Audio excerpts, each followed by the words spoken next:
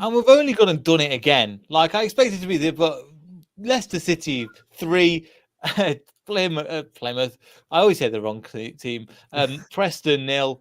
Austin, thanks for joining us, mate. What are your thoughts?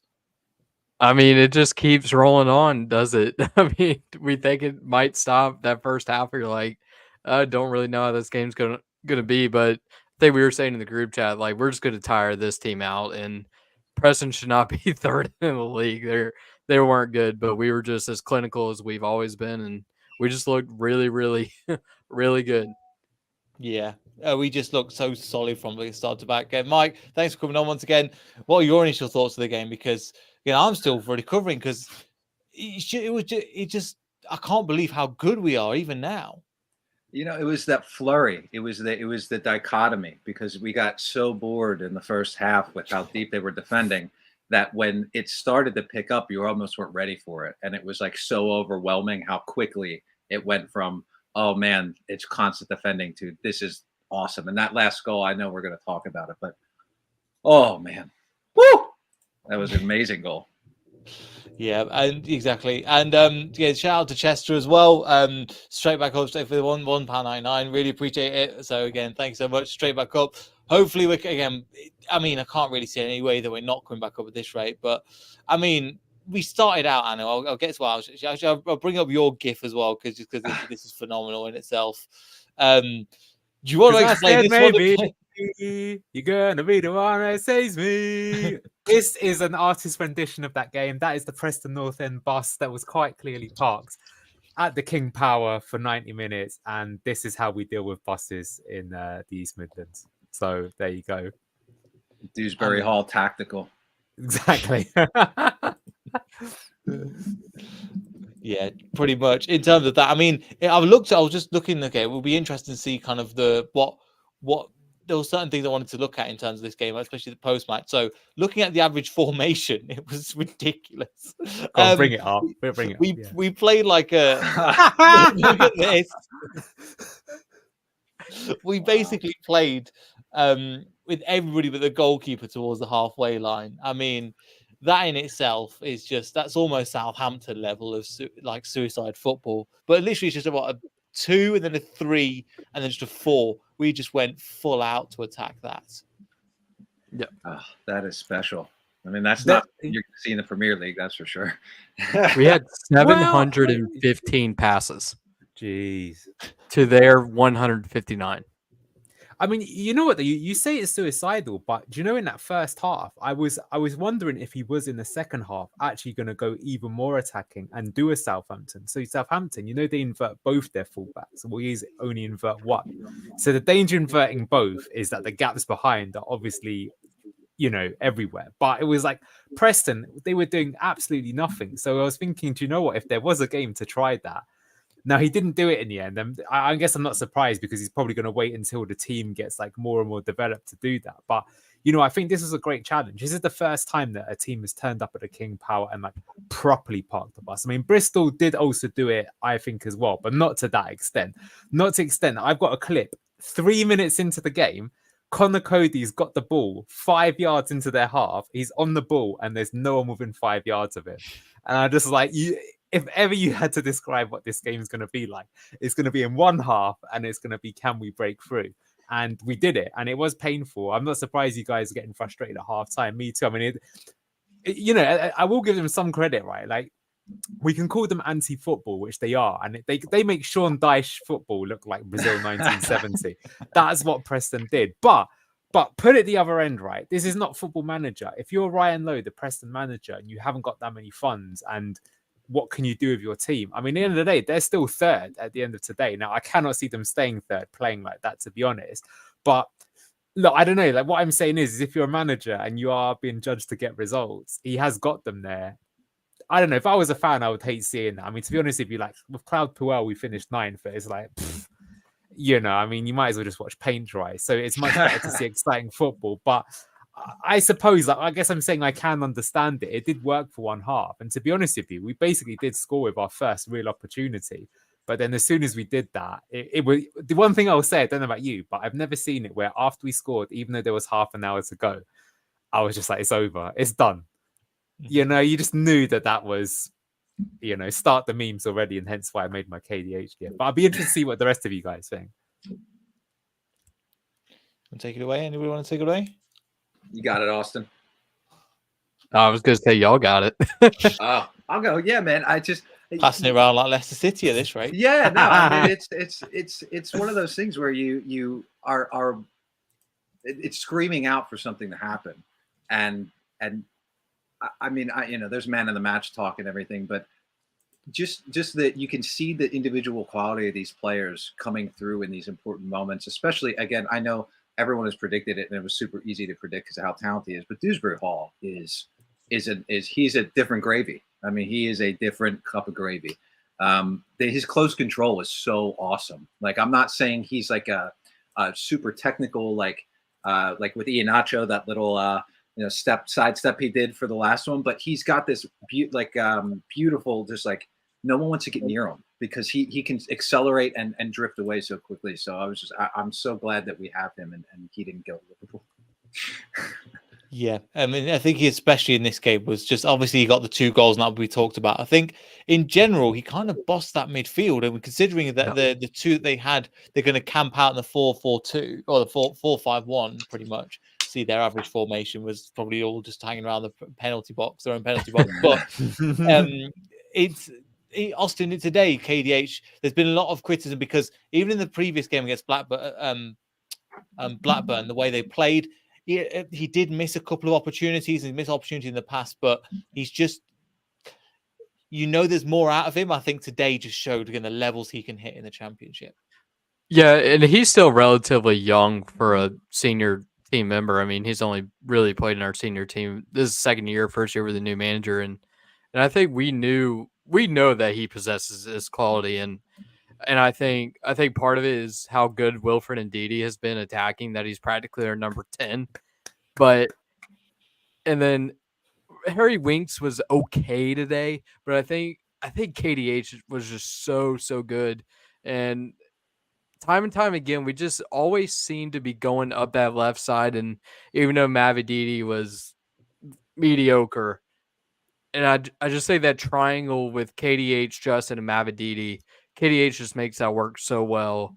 And he just made that work all day today. He had that really good game against Coventry. He was okay last week, but I think us fans know he possesses this quality that we saw today. Yeah. Amen. And he could have potentially got hat-trick in terms of the amount of opportunities he created. He was fantastic. And obviously we saw a new player in the squad today for the first time with his Premier League appearance. We saw Connor Cody. So Mike, I know you're a fan of Vestergaard, but how do you think, obviously this wasn't the game that we had to really, not that Liverpool game, we really had to defend for our lives, but what do you think the difference is between Cody and Vestergaard? I'll be honest, I was listening to the commentary, and I believe it was Matt Elliott who was talking about it, and he was saying that he actually prefers Vestergaard as a passer in terms of being in that center. And while I think Cody did great and he did well, I think it's apparent you can see his catching up that needs to happen. Mm-hmm. Fair enough. In terms of the to get into the speed of the rest of them. Oh, he's gone. No, I'm here. I'm just shutting the door so I don't get disturbed by roommates. No, it's just the patterns, I think, because he hasn't been playing in the first team in the games as opposed to Vestergaard. He's been integrated for so long that it's just kind of second nature to him. So I think with more time in the team, I think he'll be just as good. Maybe I still, I'm going to die on my Vestergaard high horse though. Well, but Vestergaard improved a lot in recent games. You could see him getting more confident. His average pitch position is getting higher and higher, and we're getting better and better. So I think, Mike, you've absolutely nailed it. It's like he himself has got used to the system, and he's basically dictating the pace, and that is all new for Cody. I think Cody was generally good. He did make one mistake that could have led to a goal, so that's a bit unfortunate, but I don't think anyone's going to have a dig at him. He is just coming back from an injury. He's got to do it. That can always happen. I mean, look, we gave away a goal against Blackburn. I've said at the start of the season, I think I discussed this with you, Neil, but I've got the suicide passing counter that I'm going to keep tally of over the season. So currently it's at 1 out of 10. And that's my prediction. I think this season, well, now to be honest with you, I probably would change it given that we've made such an impressive start. But I expected us to make at least 10 mistakes this season where it looks stupid. But like the Blackburn game proved it. Yeah, sure, we made a mistake, but we still won the game because how many goals do you make because you play that way, right? That's the way to get it. So yeah, it almost cost us, but at the end of the day, no harm, no foul. You know, I suppose if they would have scored it, would we have got enough goals to get it back? Well, in the end, we did. So, you know, I think it was, you know, that was good to see. I mean, I think it's also worth talking, not just about this game, but like this is now officially 10 league games that Enzo Maresca has had.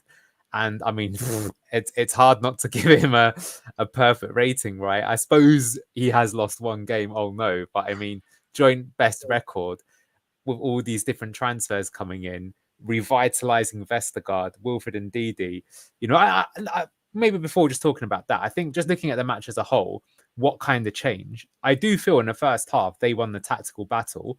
You know, I think we started the first half, the first 10 minutes actually that was quite impressive. We seemed to be getting through them and making some chances, but then it kind of quietened down and we never really put like a nice sequence together. It's interesting, Austin, that you mentioned that you thought Mavididi was meh. I would probably agree, but he did look dangerous, especially in that first half. Like he was the one beating his man, or like, so my concern was in the first half, it felt to me like I can only see us winning this game if either Mavididi or Fatawu produces something special, because they were getting the diagonal switch, they were getting isolated one-on-one, and it seemed like if they could beat that player, maybe something would happen. What wasn't happening, which was you mentioned earlier, one of two of you, was like the triangles between the midfielders. That wasn't really happening. Whereas the second half, I feel Maresca probably said to both KDH and Wilfred, like, come on, guys, you can do better than this. And they really grabbed control of the game. And then all of a sudden they did find one another. And that's where the goals came from. And I felt we dominated it that way and we took it. That was my personal analysis of the game. I think we would have probably, you know, they would obviously have got tired. We maybe would have done that. But I'm just curious because obviously a lot of teams watch the videos against Leicester and they decide how to play. So earlier in the season, Neil Warnock decided to go man for man with us at Huddersfield. And it worked pretty good, even though they lost. So after that, it was pretty notable that a lot of teams tried to go man to man with Leicester, right? Because they'd seen the blueprint. So I do wonder if teams will look at this and they go, okay, ultimately they did lose 3-0, but they had us in the first half, not going to lie, as the old meme goes, right? You know, they could even have scored there. So will teams try it? I personally expected at the start of the season that more teams would do what Preston did, which is just come and sit back with the bus. And like, because they won't even care, they'll take it as a free hit and they don't want to get battered. I don't know. That's just curious thinking. But yeah, then in the second half, especially once the goal went in, we turned it up. It was a joy to watch. The football, champagne football by the end. What a joy. Yeah. And you know what? I think there's the two things that Maresca's managed to do in 10 games that's so impressive. One, you can tell already that the home crowd now are like, okay, we can be patient. You're not hearing people going, oh, just lump it in, get on with it. Like you could hear it in the crowds today. He's won them over. That is actually quite hard to do. So that's very impressive in itself. And yeah, I think, you know, he's got us playing out the back in a new style of football. So I think to do both those things in that many games, wow. I mean, what a don. I mean, how long will we keep him for? Hopefully, my prediction is at the end of the season, he'll be given a monster contract and I think he'll get even bigger backing than Brendan, mainly because the amount of money you get for the Premier League has gone up. But I think that and I actually think Maresca will stay with us a few seasons. I think he's got someone like Inter Milan or Juventus written all over him. I think because he's Italian and he has already managed in the Italian game, that they will like this progressive football over there. But hopefully before one of those giants steals him, he can bag us a few trophies and everything and start him hopefully with the championship title in May. Yeah, boys. I'm hoping so. I think again, he's doing everything. But you were mentioning a couple of things I'm really impressed with. The way he's addressing the media. Like he came out and literally told us the game plan before the game, which is unreal, and goes, here's how we're going to play. We're going to try and stay in the game until about 30 minutes towards the end, and then we're going to go and bring on the extra energy. And that's exactly what he did. And that's exactly the game plan that played out. I mean, after the first goal, they looked more energized, but in general, the players that came off the bench, I want to mention a couple of them. Eunice came off the bench, looked unbelievable in my opinion. Him. Like that's two really, really good games from him back to back. I thought. Which did he play against Blackburn? I think he was really good against Liverpool. Yeah, that's what I don't think he played against Blackburn, but his Liverpool game was really good, and today he was really good again. Yeah, I just thought, Mike, what don't we thought of him, but I've just been super. I just can't believe we got him. Well, yeah, and I mean, I've had I was having discussions on Twitter with some Turkish fans from Galatasaray, where he came from, and they were like, "Please take care of him. He's like one of our like best Turkish youth products that is coming up." And you can see it. I mean, I think it was towards the end of the game, he was going up the right side, and he embarrassed like 3 people at one time, and I was like, "Is that a shorter Riyad Mahrez? Is that who that is?" Because that's all we want. That's all we want. We were so spoiled with that, and we're dying to have some left footer just embarrass people and sit them down. So it's beautiful, and he's a lot quicker than you think he is. I mean, he can take off real fast. You say that we've been waiting for one Riyad Mahrez. Without getting too carried away, we might actually have 4. We've seen McAteer put people on the backside. Do you know what I mean? Not with Fatawu. We see Vatawu just at times embarrass people, and he can just turn on and he almost teleports and he just bang and he's so quick. Who else as well? Atkins just they all bring something slightly different to the table. Marididi's probably the weakest, but I'm not saying that in a bad thing, just because the levels this season have been unbelievable in the winger position, where we've again just even Marco Brighton comes off the bench and what a helps out cross with the assist as well. What a cross. And it's funny because that's all we remember from the title-winning season is Mark Albrighton being on the outside, just whipping these like inch-perfect crosses into Jamie Vardy, and he just gets on the end. And now you see he gets in, and the confidence was flowing, and he didn't even think about it. He got that ball, put it right out in front of him, and whipped it. And I couldn't have been more perfect. I really wish Kelechi scored that goal. I really think he deserved that. It almost broke my heart that it fell to KDH. I mean, he was just in terms of that, he was in the right place at the right time, and that's something that Enzo's been crying out for. We missed it Arriving in the box. Blackburn. Arriving in the box is what he says, and that's exactly And that's what we were missing, and then that's what KDH is doing. The likes of Ndidi, as brilliant as he is, sometimes we're like, we could have done with you just a couple of yards further. Even Vardy was looking at him, and there was a couple of opportunities today, not to try and dig him out, but to go, there's another level that you can go to, which is scary. But KDH is getting in the right positions and the ball falls to him and then he puts it in the back of the net. So credit to him, in my opinion, for that second goal. Third goal, even. It's a sniffer. But again, it's just the way that we're playing. Just getting some of the comments as well in terms of that.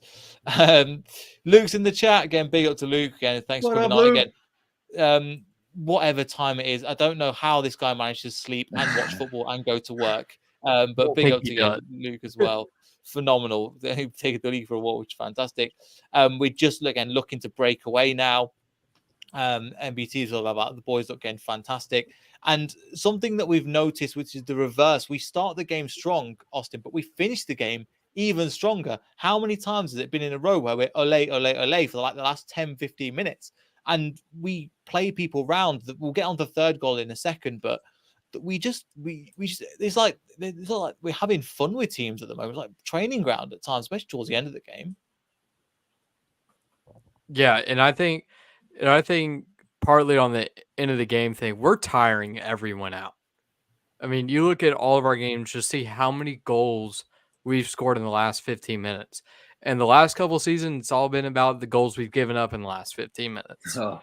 And now it's like, okay, it's not going. And I know James was joking about it in a group chat. It's like, we'll score before the 75th minute. But it's like, I wouldn't be shocked if we scored after that, just because we just tire teams out, and teams don't have the physicality, the stamina, or the bench to be able to play with us for 90 minutes. Not with the quality that we have all around the pitch and on the bench. Mm-hmm. And that was Enzo's thing. Oh, go ahead. Yeah. No, it was more, again, it was the fact that we can take these and then take them off the bench as well and keep that same level of energy high, and even at times go above what we actually started with, which is incredible.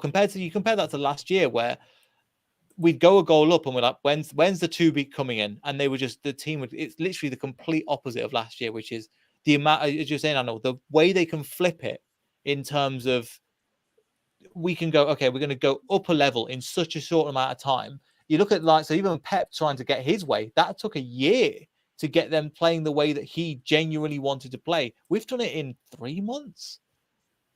That's the thing that Luke mentioned the last time I think we were talking about it, where he goes, actually, he said basically that he thinks us going down was actually good. Conspiracy theory, because if we tried to play this style in the Premier League, you would get found out because it just takes too long to get good at it, right? But having a kind of season off where you can build the confidence is great. And what you've also mentioned there as well, which I think is quite clever, is that we're also going to be teaching some players who we hope that when we get to the Premier League are going to have got leveled up, and we're basically going to have underpaid for great players. So by championship standards, you could say we maybe have paid a lot for Yunus Akgun, for Abdul Fattah, Callum Dodd, who I'm 90% certain we will sign on a permanent. But as you mentioned with Yunus and Fattah, I mean, they're already quite good, right? By the time we get to the end of the season, I would be surprised if we don't take them both up on their offers, because I think Akgun is something like £8 million or something like that. That's a lot for the championship, but that is bargain basement for the Premier League. You're definitely going to take a player. For me, my concern was always, could he deal with the physicality? He was really good against the Liverpool game, and no one presses harder than them. And in the championship, despite the fact that he's got that slight frame, doesn't seem to affect him. He manages to dodge it. He can turn inside. He's got the quality, as you mentioned, as well. So he looks very good. I am really actually excited for when indeed he goes off at AFCON. We'll probably see him play every game, and I think he may really take his chance there. Then Cassidy is the one at the moment who I would be surprised if we take on. But look, he's a young kid. Let's see what he's got. He'll probably get his chance. If he takes it, great. If he doesn't, no harm, no foul. We'll move on to the next one. Look, I think, if you'd have maybe been a bit objective looking at Leicester coming into this season, you would probably say, well, look, on paper, it should be a joke. They've got players that, if you look at the Premier League statistics, were in the top percentiles for players. Like, even though we finished bottom, KDH was still in like the top 1% for like progressive carries and things like this and stuff like that. So, players like that aren't, they're good. They should be playing at that level. And at this level, they should be a bit of a joke. Obviously, we weren't sure, a bit like Southampton, like how many are actually going to stay once the transfer window closes, because they lost a lot of their top players, right? They lost like Ward-Prowse, Livramento, and the ones that stuck around are just players like Che Adams, not the greatest in my opinion. So we should really be dominating teams with quality, but you still got to go and do it.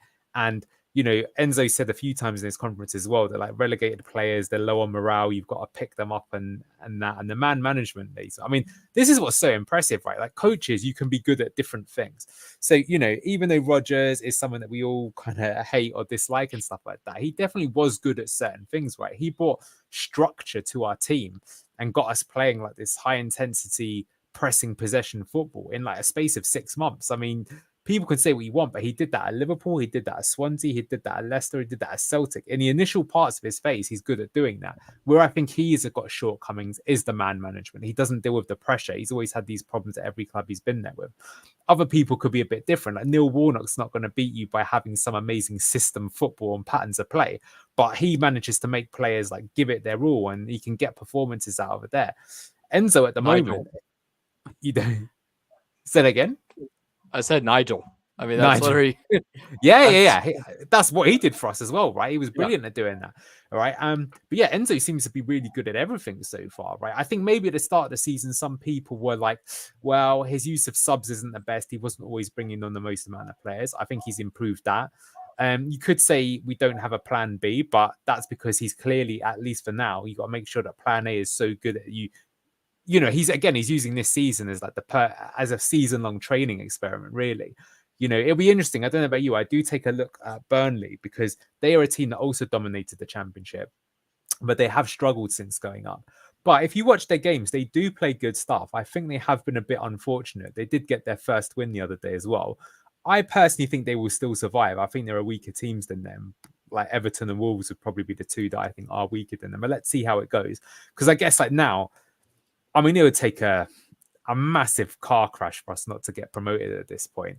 Let's still not get carried away. But then, how can we deal with it? And, if you just look at it, I think a midfield three of Kiernan Dewsbury Hall, Wilfred Ndidi and Harry Winks, to me, that's a Premier League midfield.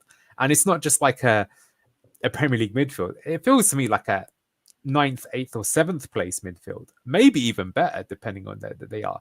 And KDH will probably get man of the match in this game, deservedly so. But I think Wilfred Ndidi again was quite impressive for me. Some of his touches, like he's not just that he's got like the engine or the tackling. Like, where did that quality come from? It's hard to believe. With his left foot, he was taking it down like first time, and it's like, bro, playing that's people in. Yeah, These balls in, which is incredible as well. So how did Maresca spot that? Like, you've got if you said to you at the start of the season that after 10 games in, Wilfred Ndidi had been reinvented as an attacking midfielder and was genuinely one of the top 2 or 3 players in the championship, I would be Neil. I don't know what you've been smoking, but please let me have some because it sounds pretty enjoyable. But yeah, that is what has happened. That's one of those things. Like, to be honest with you, the only one I can think of is Eddie Howe turning Joe Linton from a striker into a box-to-box as well. It's incredible. And I was a few games ago still thinking, but I'm not sure Wilf can do it when he gets in the Premier League in that new position.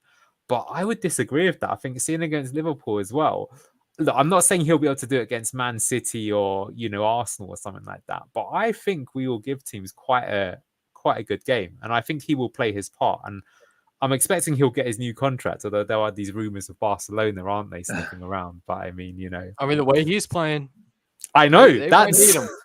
Yeah. The thing I was going to say about Wilf that I think like how this has been discovered, because you say where did Maresca find this?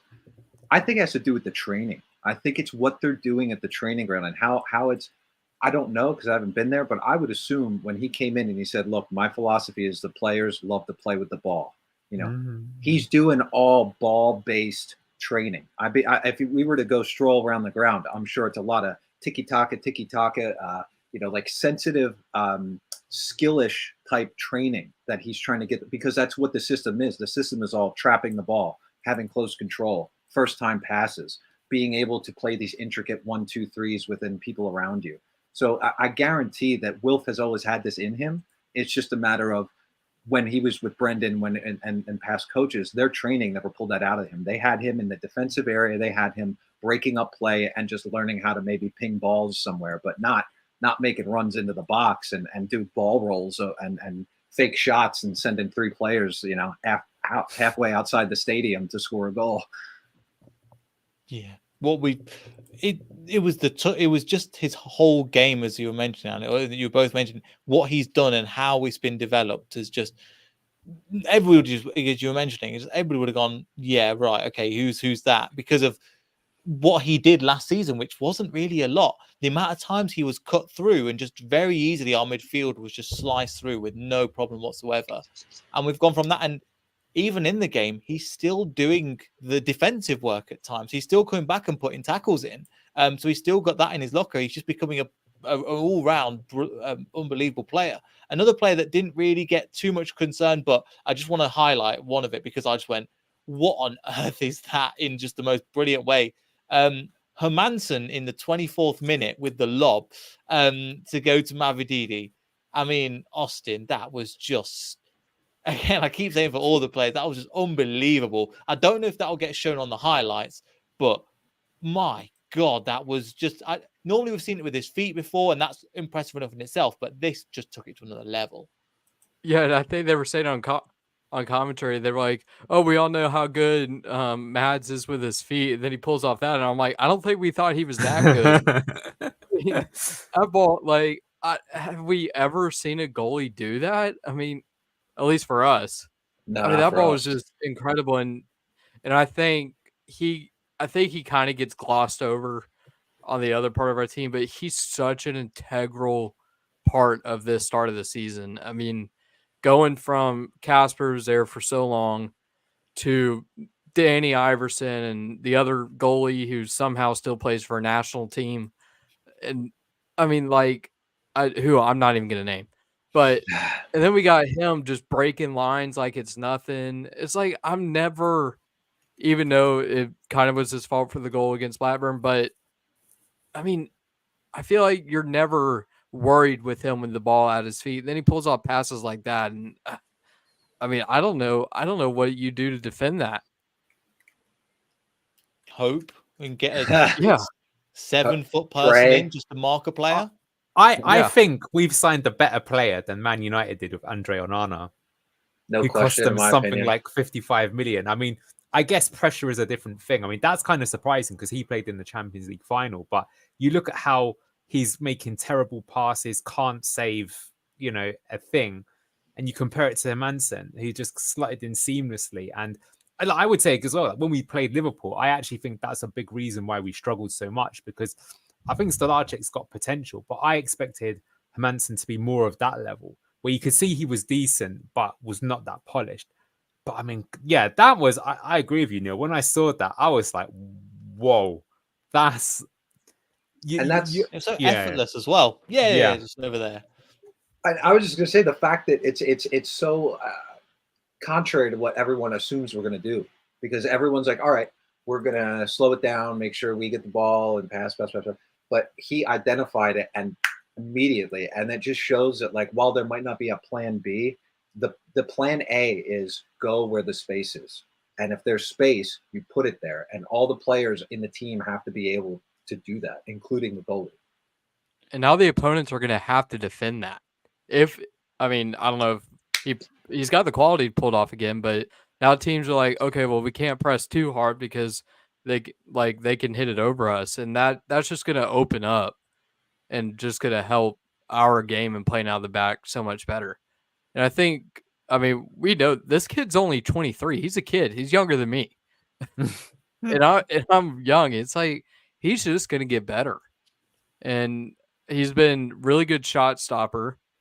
I mean, he had a solid save today. I think the one on the offside, he even got a hand to, even though it went in, or I think it was a foul. But I mean, when we were looking at James Trafford, we were like, yeah, this guy's going to be really good. Then we didn't get Trafford. He went to Burnley. We were like, dang it, that just sucks. And then we get Mads and like, well, this is solid, but I don't think we knew he was going to be this good. Obviously, Enzo knew, and that's what matters.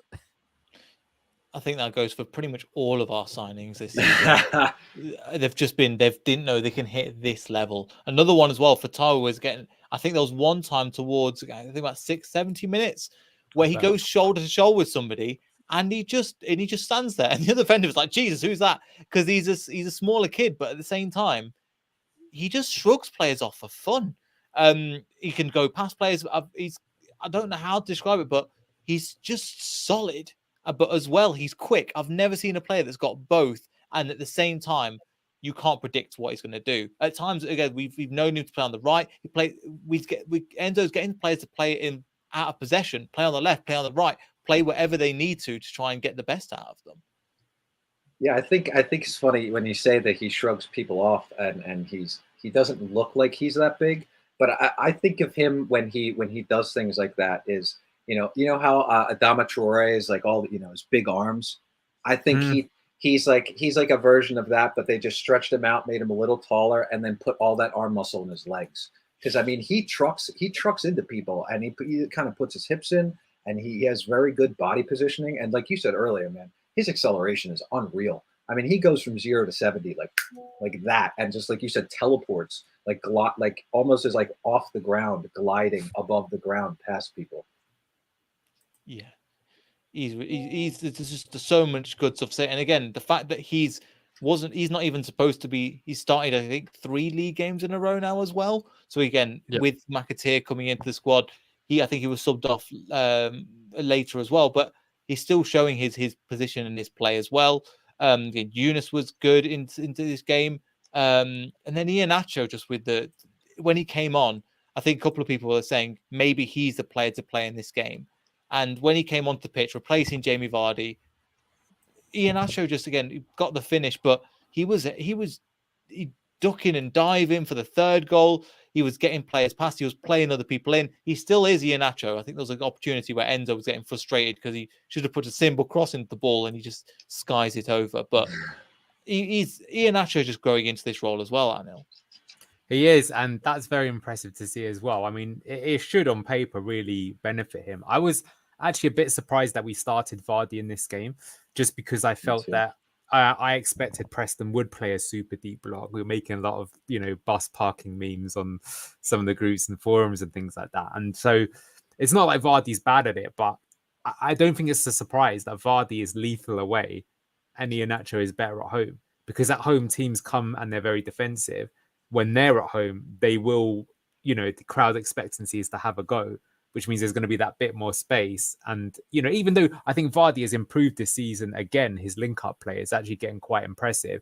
I think it's just more natural for Iheanacho because that's his game, is to drop deep and kind of connect the dots and things like that. So that's why I thought we would start it. But then maybe the strategy was that, like, look, I know that the first hour is most likely good. Yeah, exactly. And that's why he's like, so I want him fresh for that, which, yeah, Mike knows. He's Maresca's assistant. He's the Italian connection, of course. They have the WhatsApp chats and everything like that. So maybe that is the reason why they did that, and it worked. But yeah, I mean, those last two, I wish he scored, as you said, that goal. That would have been incredible because he started the move and almost finished it. But at least we almost fell out of my bed. Yeah, same. I was like, it sounded like I was having an orgasm, to be honest with you. Carried away. But very nice move. But yeah, that's great to see as well. I mean, and that's good because Iheanacho started the season slowly. I mean, the scary thing is as well is that, like, even though all of our players have played well, this is not like kind of like the 15-16 season where after 10 games, it was like, if you looked at the average ratings, or you actually looked at the, I don't know if you play Fantasy Premier League, and you looked at the top ranked players. And that season, it was pretty hilarious because basically every single manager had to put in Jamie Vardy and Riyad Mahrez because they were scoring every game. Now, unfortunately, the way that works is defensive midfielders don't get any points, but like everyone else knew that the other clearly ridiculous, like busted player. Like, do you know that when you play Football Manager, sometimes you have like these busted players that you have to buy because just every game they end up, and they were like that. But I feel that with Leicester right now, even though many of our players have played good, it's not like we're getting hard carried by someone.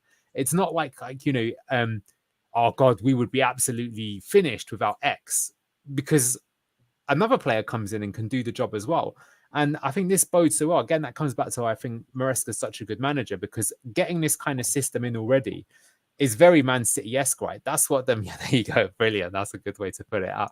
But yeah, that's going to be important, and that stands us in good stead for the future. And I think we're going to see European football with Enzo. I don't know when. It could be this season. It could be in 3 or 4 seasons' time. But I think when we get there as well, like, that's something that we struggled with. We tried to boost the squad, but we lost that fluency that we had. Like when Brendan first came in, we even struggled with it when we got to the Champions League. So if we have a team that's used to rotating and keeping fresh, and it doesn't matter if today's not your day because we'll bring someone else in, that can make a big deal. So really impressive. But yeah, got to say, Kelechi, I think that's his best performance of the season. I think he was someone that was maybe a bit, definitely not hit the heights that we know he's capable of. But if he plays like that, it's very good. But I think, like I said, it's great that we haven't had to rely on anyone, and lots of people have played good. And that again is why it's got to be terrifying for the rest of the league that we've already matched the best ever start to the Championship, and we still got multiple gears we could go up.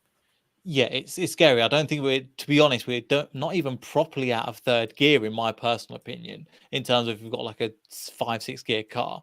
And then, as you're mentioning, that this game, if you were to look at it from a negative perspective, we didn't have you didn't have Dennis Pratt. We don't have Callis Doyle. Yeah. So we don't have Casey McAteer, who at the time was our top scorer. And look at the goals per 90 again. It's 0.85, which is crazy.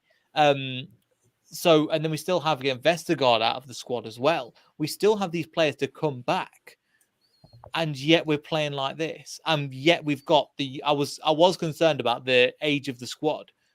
I don't have any of that worries. I was on another show earlier, and I was saying we need experience, and a lot of them were saying it's not about experience; it's about the right profile with the right mindset.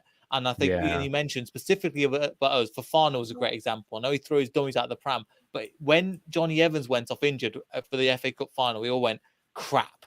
That's our defense kind of. And Fofana led the line brilliantly, even though he was a young player. And I'm seeing similar kind of traits of that throughout the players. So the recruitment this season has been absolutely on point. That's because he spent time with Pep Guardiola. I mean, when you spend time under a manager like that, and you're involved, and he ran their youth academy too before he went, and I think he was there first, and he went to Parma, had his topple there, and then came back and just so happened to be the assistant when they won the treble.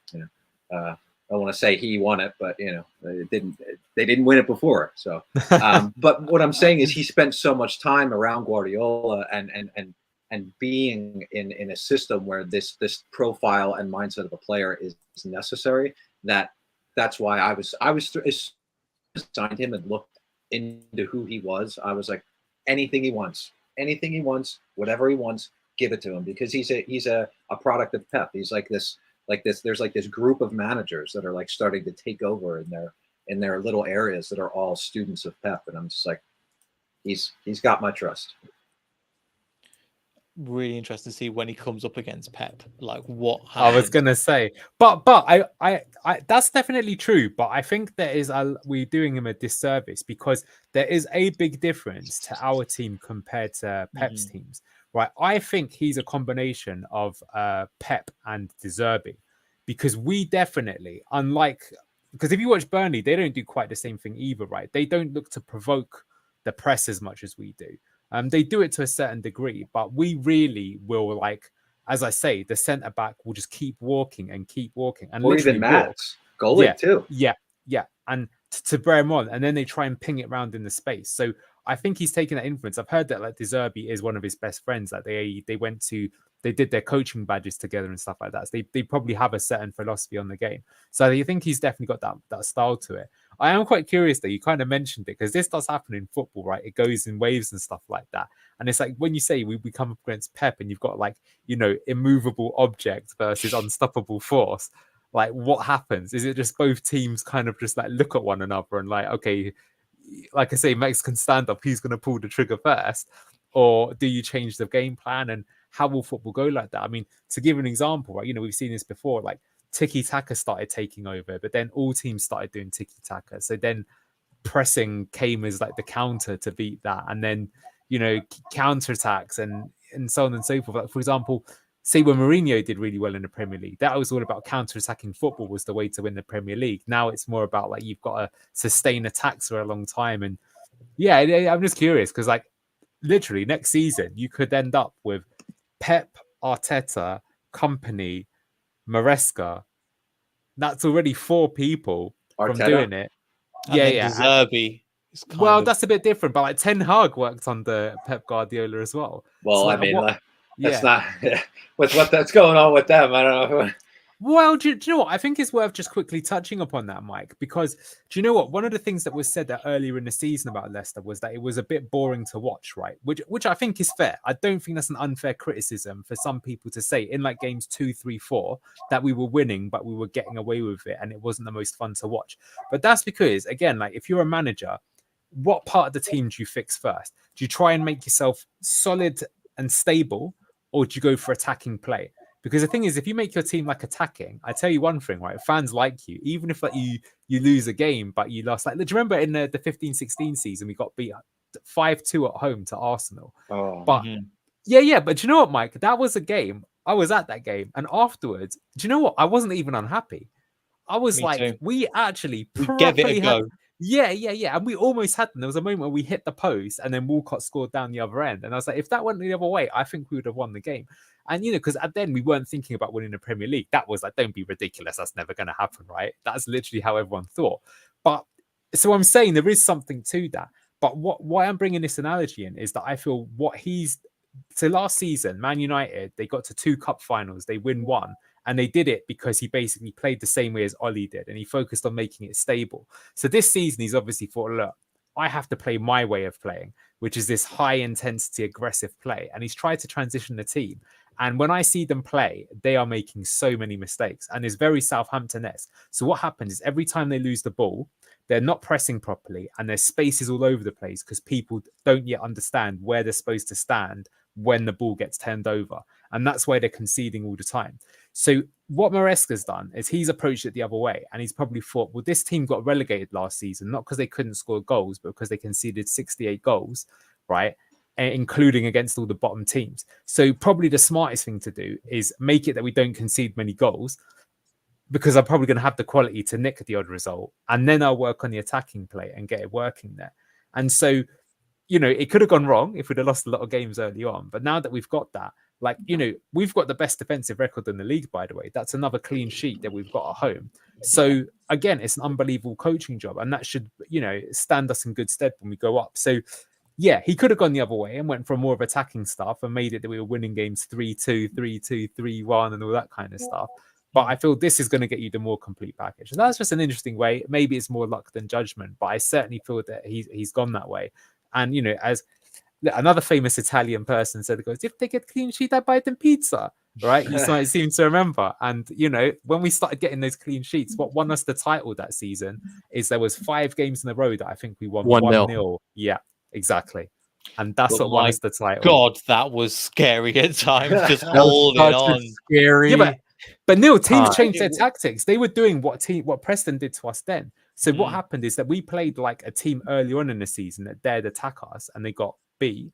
And the second time they did it, like I remember West Brom were the first to do this with Tony Mowbray, and he came in and just parked the bus, and it ended up being 2-2. So the irony is they parked the bus and still scored goals because, you know, we had to reinvent ourselves and we had to scrap and go more to like Pearson style victories. So yeah, I think he's a really good coach, and that's something that we could see again. Though, is that like, you know, if we do go up, whatever, do we have to change it? It'll be interesting to see. Yeah, no, really well. Austin, I know you have to go. So yeah, feel free to plug away your stuff as well. But yeah, thanks for coming on. I really appreciate it. Yeah, thank you for having me. I'm on Twitter at my Twitter's on the screen. I've recently been doing a show called Yanks of the Round Table, which is a Premier League debate show. That's on goals.tv. It is for, or I think we have 6 people. All Americans. We just talk about past and present. Feel free to give that a watch. They are pretty interesting. There's some pretty spicy takes that we have in there, but yep. Thanks for having me. Hopefully this run keeps going. I mean, this is a lot of fun. Yeah, it is. And it's just so brilliant to talk about not being terrible compared to all of last season, which is brilliant. So yeah, Alcy, thank you again. Give me that goal link. I'll make sure to put it in the description as well. I've got your Twitter down in the description if you want as well. So yeah, thanks for that. Just give again, trying to catch up with the comments because my God, there's so many great ones as well. First of all, thanks Lewis. Thanks for the raid. Really appreciate it. So again, we just trying to deal with that, but that was again half an hour ago now. I'm trying to catch up with the comments. Shout out to Ant. Ant's in the chat again. Really appreciate Ant for coming on once again. Leicester Lie Die TV is in here. Oh, God, there's so many bloody good comments that I can't get through all of them, unfortunately. Are there any hot takes? That would be interesting. Are there anyone who's like hot pathetic? Take? How did we only beat one of the best defenses in the league 3-0 or something? Hot take. I'm trying to think of one. So I've got again just to get so the shout out to Chris who's here, and then shout out to Brad who's on here as well. So again, look, great Leicester fan channels. Make sure you go check both of them out as well. Instead of hot takes, maybe that one. Still missing a left back, centre back, right wing. Maybe that's praise. Yeah, he's saying that's how strong the squad is. I mean, I have one for myself, really man. Yeah, go for it. I don't think Cassidy is really doing anything. I don't see what. And again, I'm not a coach. I know Enzo. You know, he's got the eye, but maybe just he's not comfortable.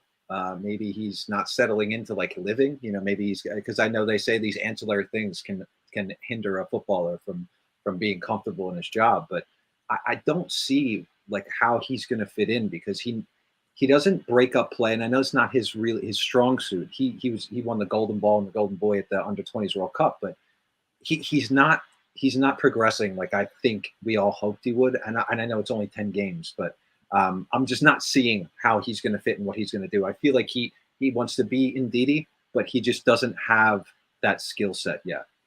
Which is incredible to say at the beginning of the season. I think that is a good thing to discuss with Mike, because I thought at the start of the season I'm so arrogant. I was like, I think he could end up being young player of the season. That was like how highly I rated him, because I have to say I watched a lot of that Under-20 World Cup, and he won the Golden Ball, and I wouldn't say he was the best player. I think Andre Santos, who's also at Chelsea, was better than him, and Vitor Roque, who's going to Barcelona, was also pretty tasty. But I do actually feel of all the players, he was carrying his team the most. And so that was kind of, it's almost like he was like a Bellingham type thing, where if it wasn't for him, his team wouldn't be winning games. So there was definitely something in it. And that's what I was excited to get him. So you are right. I think compared to what I've seen of him, I didn't expect him to be like so mediocre. But I think at the same time, there's absolutely nothing to worry about. We also didn't buy him and just give him time. And yeah, a lot of players need time. I think, look, if anything, we just got to say that we're lucky that so far, that we've done so well with our signings. Like, no one's been bad. Mavadidi looks like a good bit of business. Mads, that looks insane amount of business. I think Fatawu looks impressive. I agree with Neil. I'm on the Eunice hype train. I think he's actually quite underrated. And I actually saw against Liverpool, he was really pissed off when he got taken off. And I was like, yeah, good for you. Because if I'd played like that, I would also be like, I feel I deserve to have 90 minutes compared to some of the other players in a good way. So I think he looks good too. Obviously, we don't know about Tom Cannon yet. We'll have to see. When AFCON runs round as well. Yeah. Callum Doyle, I think, he hasn't had the odd bad game. But I think for a 19-year-old playing in this hybrid role is extremely impressive. But I personally would sign him tomorrow on a permanent. I think, he looks like another player. And yeah, another great thing is, that we planning to sign him on a permanent as well. Sorry to interrupt. Yeah, please. Rob Tanner was planning. We interviewed him and we went, "Is he going to sign him?" And he goes, "Yeah, we are for that 7 to 11. The reason why we didn't is because Newcastle were dragging their feet with Barnes, and we just wanted him in because Enzo goes, just get him in the door. I'll sort out the rest of it this summer, basically." And long and short of it, so the plan was to try and get him in, but it didn't quite happen because Newcastle were just going, well, we're trying to get Harvey, and they just kept fiddling around with it. And Enzo just went, he's pivotal to my system, get him in. Yeah, I think the only negative thing you could say about the transfer window is clearly James Maddison. I think we could have got like 30 million more from him, but that I don't have anything against it, Mike. I'm sure that's what you're going to say, but I am just saying that if you look at it, like when Cole Palmer, who at one point was being linked with Leicester, by the way, like people even thought we might get him and we might spend 12 to 15 million on him. So when he goes for 45 million, and James Maddison, who again, if you look at the percentiles, was in the top 2% for creative midfielders. He's a $70 million or £70 million player. Yeah, exactly. He's quality. Like, could you imagine him in Enzo's system? By the way, Jesus. Yeah. But anyway, that's like saying, could you imagine, Maddison in the 15-16 team with Mahrez and Ricardo Pereira instead of Danny Simpson? My word! Or could you imagine? I love Kasper. He will always be one of my favorite ever players. But imagine peak Vardy with Hermansen's distribution. Right. Yeah, ball over the top and he's gone. He would probably get another 10 goals a season off that. Like, it's incredible. So yeah, we've done really well there though. That's interesting though to hear about Doyle. Yeah. So again, the Doyle one I found because he was linked to go permanently. And I think another one that we'll probably go for in the future, I think if we come back to the Premier League, Harbour Bellis. Got a real feeling that we're going to go in for him and he's going to come into that back line. And then I've heard as well, if he comes into the back line, the plan was if what's his face, Suter was supposed to go, then Harbour Bellis was supposed to come into that back line and I think he'll be a real good talent. And another player, there was something else, and then that would push Doyle into midfield like the John Stones role, which I thought would have been interesting. So again, there's multiple ways. So people are saying that we've got one way of playing. I think it's really short-sighted. If you actually look at the way that we can hit people on the counter, we have people that can play in different positions. We will even swap the number. I think you were saying last time, Randall, we can swap the number 8s around, which they did in this game as well. They were playing Woodford Indy on the left. And I've given you my theory. I think my theory is wrong. So I'd love if you guys, why do you think we do that? I don't know, but we do it. There's because Woodford Indy's not a left-sided player, but when KDH scored, he went back to his normal position. If you want my opinion, please. I think it's kind of like, and this is embarrassingly overly simplified how I'm gonna explain what I think. It's kind of like when I'm playing FIFA, I'm not very good at the actual techers and skills of the game. What I'm good at is predicting what people think I'm going to do and not doing that. So if you get used to things, like look at Vardy and Iheanacho. You get used to Jamie Vardy running at you, and then Iheanacho comes in and the center backs have to change what they've been doing. I think it's the same thing when you get used to playing to one player, because KDH and Ndidi are two completely different players. Ndidi's 6'2". He's got the telescope legs. KDH is very close control, very good at the distribution and passing. Those defenders and those midfielders get used to what they're doing, get used to what they're running, and then boom, now it's a completely different person. And it's on a different side. Even if it's the same defender, they might be using a different side of their body that they got used to. They're coming down the right side, maybe they're right-footed, Now they're coming Yeah, down the left. do you think that's what it is? That he looks at the opposition and he's like, if we're against Austin uses this foot, so I should have this footed player against him. Because I haven't looked into it in that much detail, but it could be something like that. It's It wouldn't something surprise to me that if Enzo effect. did. Yes, something to that effect. Maybe even not that specific, but just the change in general will be some kind of new adjustment for the, because it's just keeping people on their toes. Because when people get so comfortable, when the other team gets so comfortable, then it's not, they're not thinking. They're just body motion, just like going through the rhythms. Whereas if you change things, if you make things slightly different so that they have to think, there's your opportunity for a mistake. And he doesn't just do it with the number 8; he'll do it with the wingers as well. So he'll move Fatal from the right hand side. He moved him over to the left, then brought Yunus onto the right. And if you look to the previous games, that's the first game I've seen Yunus come on. I'd say a second maybe, where he's come on onto that left hand side, because he's normally coming as a number 8. So again, Right. it's kind of keeping everybody on their toes. At times you're mentioning Iheanacho and Vardy are dropping so deep that the other defenders have to come with them as well. So it's not just, at times Iheanacho plays deeper than the 2-8s that are overtaking him. So again, it's always changing and moving to try and, again, as you were saying before, get people out of position. Yeah, you just got to make them think, man. It's when people get too comfortable, that it's you're letting them off. You got to really keep people like engaged in the game, and especially the defense. You don't want them just being able to predict. It's even like you said, the most minute things can potentially throw someone off. Yeah, even for example, I was surprised that Hamza Chowdhury came into the back line. I thought Suter would, but again, I don't know if that's part of it, or maybe they're just giving Hamza more minutes because I think Enzo really likes him. Hence the 4-year contract. That's a statement. I think I was listening on the radio Leicester where they're mentioning, well, if we say we don't go up, at least Hamza's going to be the one that stays. We're not sure about Iheanacho and Ndidi. If we don't go up, they probably will leave on freeze. Why would they stay in the Championship for another season? So at least we know that Hamza's going to be one that's going to be here next season, regardless of what happens to us. Homegrown player as well, though. Don't forget that. That is some. So actually, I did say Cole Palmer went for a lot of money, but that's one reason why. Is that same as Noni Madueke and things like that as well. Is that sometimes, or Mason Mount was another one for Man United. You can't just have a team of 11 foreign players. There are some stipulations, and if you have a good player like that, it means that you can spend your luxury player on getting something that you really need. So it could be something around that too.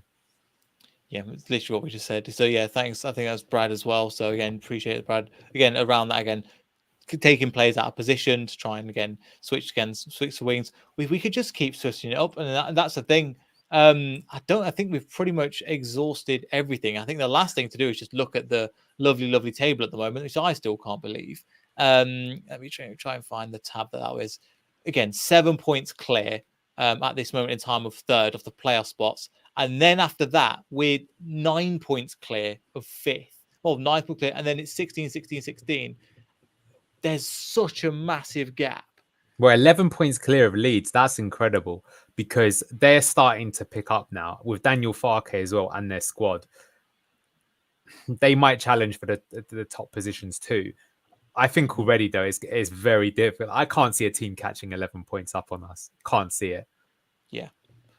Like 5, 6, maybe even 9 or 10, but 11 points, it would take a massive... You'd have to get like 2 or 3 terminal injuries for something like that to happen, I think.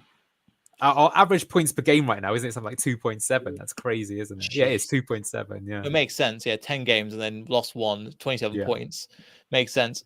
And look at the teams there. The teams that are on 16 points. Hull, good team. Southampton, they're going to start to come good eventually. Bristol, again, a great... We've played a lot of these teams. Who have we not played in this? We've not played Ipswich, not played Sunderland, not played West Brom, and we've not played... We haven't played Leeds, have we? No. I've not played Leeds. That's it. We've played all... So we've played the teams that are currently in the top 10. We've played the majority of them. I actually look forward to those games as well because I hate to say it, but like it's not that fun to see a game like today when the team doesn't even really try. Right? Yeah. I did defend them and say I understand why they've done it, but it's more of a training ground exercise, right? Ipswich, to be fair, I saw them play yesterday. They were very good. Their manager, deserves a lot of credit as well. And I know he had an interview with us as well, so there is like some alternate timeline where he's also here and we're on board the McKenna train. But great that we've got a manager that could even be better. But I wouldn't be surprised if Kieran McKenna ends up at Man United by the end of next season. Honestly, the way that both Ten Hag is tanking and he's doing great, Some of them football is incredible. And again, this is a really good point by Tyler. The fact they're in third and have 0 goal difference is absolutely wild, considering the teams below them that are just nearly snapping at their heels as well. But they've played again. If you look at the games before now, they've played like all the dross, like Sheffield United. So Sheffield Wednesday, Rotherham, Borough when they were poor, Stoke. So look, I'm not taking anything away from them, but I'm saying they got like one of those really generous fixture lists, and they've just got like who they've got next, by the way, Ipswich. Exactly. So good luck. All we want there is a draw. Yeah. Well, I actually welcome it. I know, like, obviously we want to win the league, but I think it could actually be good to have someone breathing down our neck to give us a bit of pressure. It might even get us better performances over the season, because if it's just like embarrassing and it's almost a farcical league, is it even that much fun? I think it's good to have a rival or someone's doing it. I actually really look forward to the Leicester versus Ipswich game because they could beat us. Boxing Day. Yeah. Oh, is it? Wow. Okay. Yep. I'll put that in the calendar. Day. Okay. Ooh. See you in the post match for that one then. Yeah. So. Oh yeah. I'll be nice and sauced up for that one. Like, is it a home or away? I can't remember. I can look it up on ESPN. Yeah. Take 10 seconds. It is at. It is away. Oh, Tuesday man. Even better. Oh, but yeah, I think that's pretty much everything. Has anybody else got any other things to mention? Up the Foxes.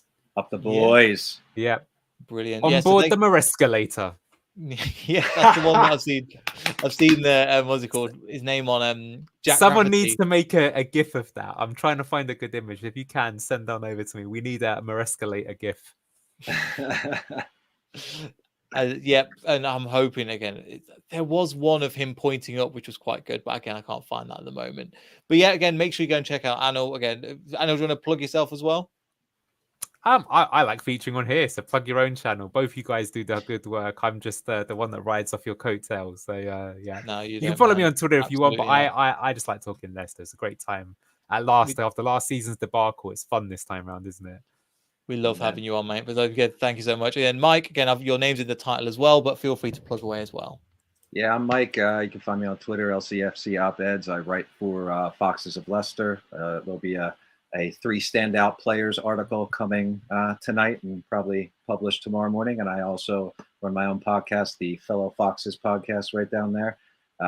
Not sure exactly when the next episode is going to be up. Got some things going on in the background of my life right now, but I love coming on here, and I don't care what Anil says. I absolutely love, like, I on these podcasts, I just love sitting and listening because, like I told you, Anil, I'm not a good tactics guy, and your tactical knowledge is absolutely awesome.